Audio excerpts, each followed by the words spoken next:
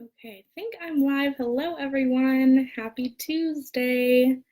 Today is Tuesday, October 16th, and this is my Tuesday talk on why asking how are you is actually hurting your work relationships and what to do instead.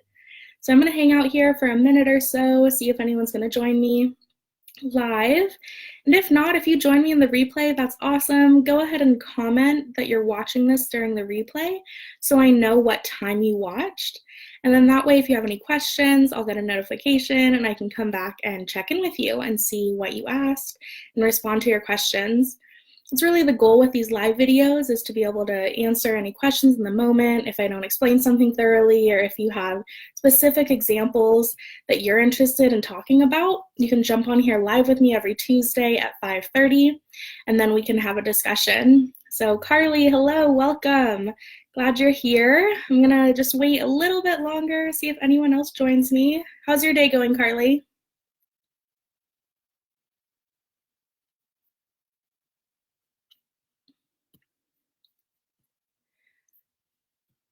Okay, it's been a couple minutes. Hello, awesome. Glad you're here. So when you join me, be sure to comment, whether it's the replay or live. Either way, it helps really good. For me, if you just comment so I can see that you're here. Thank you. So let's dive in. And Carly, my day, it's been a great day. I really like Tuesdays because of these Tuesday talks. So I'm doing well. See, you're doing okay. I hope that this video is interesting for you. So if you have questions as I go along, let me know, okay? So I'm going to dive into the topic. Why asking how are you is actually hurting your work relationships and what to do instead. So I'm talking about a very specific situation here.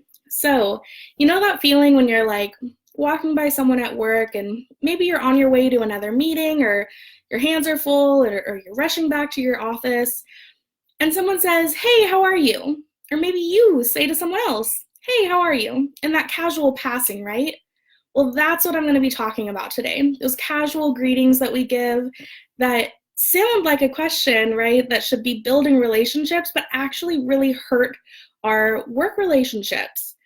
And why? So, why does asking how are you like that hurt your work relationships and what to do instead? So, I'm so glad you're here with me. And if you have questions, go ahead and comment them and I'll stop and check in with you too.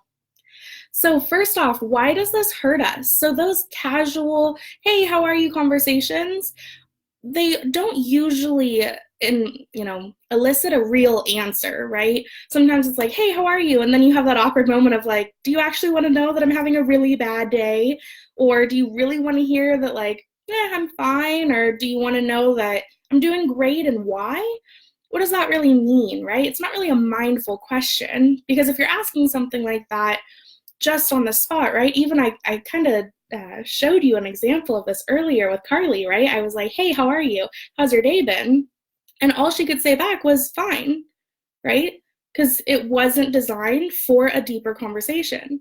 So that's what I'm talking about. I really want to illustrate for you. This is a very specific type of greeting that we all do, and yet it really doesn't help us. So that's what I'm talking about, those casual, kind of not really committed check-ins and what we can be doing instead. So I see Susan's here with me too. Awesome. So really you have to think about if you're ready to hear how they are. Do you have the time to actually hear how they're doing, how their day is going, what's new with them? If you're asking these questions in passing, do you really have the time to stop and hear them? And if not, you're probably not asking a very mindful question, right? And that phrase, "how are you?" is a pretty important one, right? It can elicit some really important details about how we're doing, how we're feeling, how our day's going, whatever that question is. But if we're asking it to people casually and there's not really an interest in, listening or responding to their response, it's not actually going to help us build a relationship, right? It's more of a casual, almost instinctual thing that our society has set up. And it's one of those pleasantries that we kind of just use to check a box, right? So if I were to ask Carly specifically, you know, while we're in passing at work, if I were to be like, "Hey, where are you heading?" she could tell me a specific answer, right? And then we could be on with our days. but that would be a pointed question with a mindful answer that I could actually respond to in the moment. Does that make sense, kind of that difference? Let me know in the comments if you get what I mean at this point, those casual, kind of awkward conversation starters that people are using in situations where they're not really intending to have a conversation with you. If you know what I mean, if you ask those questions or if you get asked those questions at work, let me know that you understand what I'm talking about here so that we can come up with some ideas and examples of it. So it does two things, right? It shuts down the conversation, but it has a bigger impact. It also can make it harder for people to be honest with us because we're teaching them that we don't really care to know what's going on with them. Even though we're asking it, because we're only allowing for a pretty superficial answer, subliminally, the message of I don't actually care is there. It's I superficially care, right? I care because I feel like I'm supposed to be doing this. So there's a big difference between asking how are you and waiting for the response or coming up with another greeting. Carly, you get what I mean? Awesome. Yeah. So this really can close communication because it presents you as not interested or available, even though that's probably not your intention. So what do we do instead? So if we know that it hurts our relationships to have these superficial check-ins of like, hey, how are you? You know, in quick passing when we don't really want to hear the answer, what do we say instead in those moments? Well, some ideas are good day, nice to see you, good morning, where are you heading? Specific things. Because if you're going to ask an open-ended question like that, you want to be prepared for an open-ended answer. They're really great to have in specific settings, but not in those passings and those casual, pleasantry moments. So let's say you really do want to develop a better relationship with someone at work. Asking how are you when their hands are full or they're rushing to their desk or you're really quickly passing them in the hall isn't the way to do it. If you truly want to develop your work relationships, invite your colleague out to lunch. Invite them to get coffee with you. Walk with them to their car. Or very specifically say, hey, I want to get to know you better. Could we chat sometime? And invite them to a networking conversation. And then when you have the time and the space to actually ask, how are you? And follow up with a conversation, then do that. Develop that deeper relationship. And don't just stick to those pleasantries. And that's how you can truly invest in your colleagues and build a community at work. I don't know if you've been there before, but I have. Where at work, we all are just so busy all the time. I don't even feel like I know my coworkers. Have you ever had a job like that where it's just like everyone's doing their own thing and all of the communication seems really closed off? I wonder if you were to look back, if there was a common trend of these pleasantries of just like, hey, how's it going? With no space for follow-up. Because that sets up a dynamic that doesn't elicit trust, that doesn't actually build community or relationships. Because building community and relationships at work takes intentional time and devotion to actually cultivating that relationship. And when you do that, you might actually like work more. So some of those jobs where like everybody doesn't know each other can be really uncomfortable. You don't have any personal meaning, you don't feel connected to it, you're not excited to check in with your coworkers the next day, you don't feel like you can trust them when you have concerns or ideas. But instead, if you were to take time and truly network with your coworkers over coffee or lunch, or heck, even actually hang out with them out of work time, if you're in an industry where the people around you value the same things as you and you're all doing work related to a similar mission, you'd be surprised how likely you are to actually get to know them and like them. But that's not going to happen by casually asking how are you and then walking away before they can answer. It's going to happen by intentionally cultivating a community and creating a network. And you can also gain insight into other areas of your organization that can lead you to increased opportunities at work.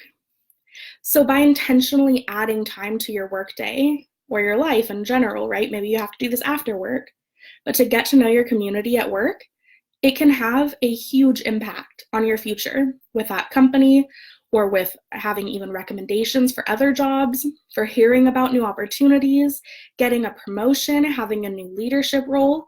There's all sorts of things that can come from truly investing in your community at work. And like I said, that doesn't happen with these casual, pleasantries.